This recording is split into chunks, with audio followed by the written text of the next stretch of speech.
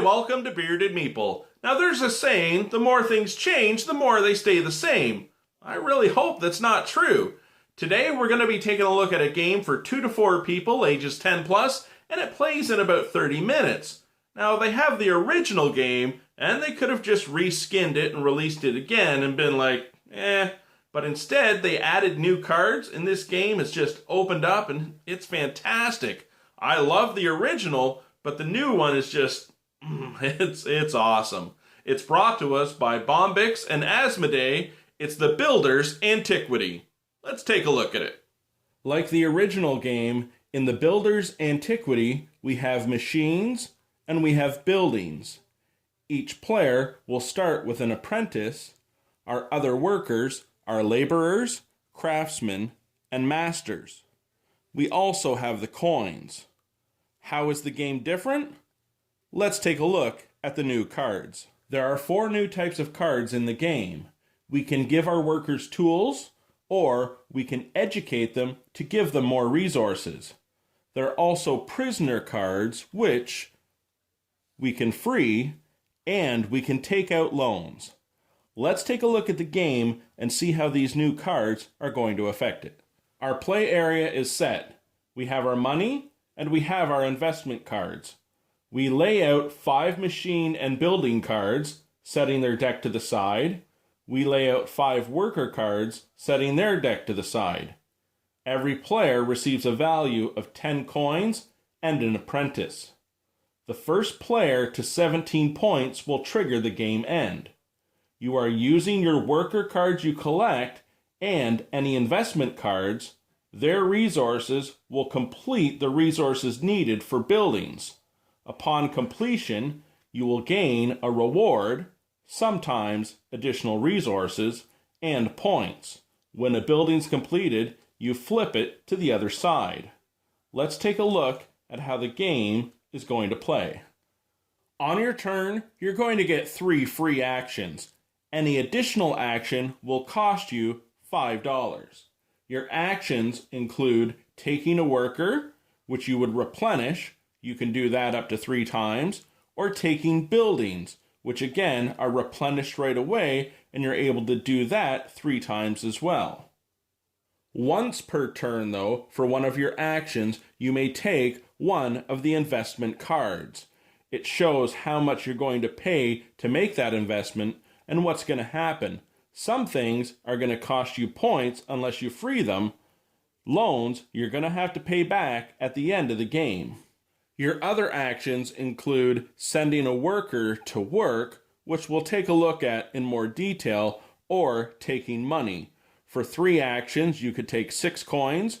2 actions, you could take 3 coins. Or for 1 action, simply take 1 coin. In the game, when it comes to sending your workers to a site, it costs 1 action to send that worker to construct the rural house. I've met the requirements for the building, so the worker would go back to my workforce. I would get my $6 reward. I flip it over, and I now have 1 point. If it's a separate card on the same turn, it is 1 action to send the 1 worker. However, on the same turn, if you send a second worker, he will cost 2 actions. The third worker will cost 3.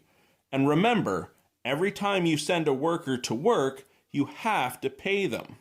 You only have to pay for a tool once. So if I send this craftsman to work for 1 action and pay his $4, I can now equip him with a saw, increasing the resources I needed to work on that building. When it comes to educating a worker, the worker cannot be at a construction site. They can only be educated once. You pay the initial cost of 7, you lay it over top, and now you've adjusted their resources. If I put him to work any other time, I still only pay the 4, but he is educated for the rest of the game. It will not be removed from the character. When it comes to prisoners, they have a one-time cost of $7. So if you put them to work, it's for free. They cannot be educated and they cannot be given tools. However, at the end of the game, they will cost you a victory point. However, on your turn, you can free a prisoner, but now you have to pay them to work. And you can take out a loan of $10, but if you don't pay back the 15 by the end of the game, it's going to cost you 2 victory points. So on a turn, you get 3 actions. Each additional action will cost you $5.